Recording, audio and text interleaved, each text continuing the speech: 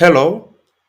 If you have multiple Gmail accounts, you can access all of them through one email address. I'm going to show you how. What you are looking at now is my Gmail account, and I want to be able to access my other Gmail through this very email address. All you need to do is to click on your profile on the right hand corner.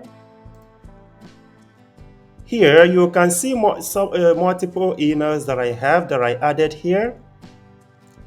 If I wanted to add other emails, for example, I will just click on add another account. It takes you here. What you do is to add your email address that you want to access from that email account.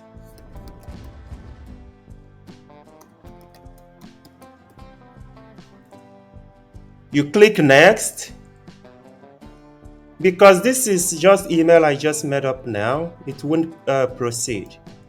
All you just need to do is to proceed and record the email that you want to add. Just the same way you would if you wanted to log into your Gmail account.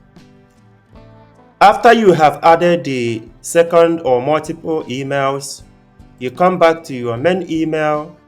What you need to do is to again click on the profile. From here, you can choose the email you want to log into. For example, if I wanted to access this Gmail, which is a different Gmail of mine, I can just click there and it takes me into that Gmail. Can you see my profile here of this Gmail?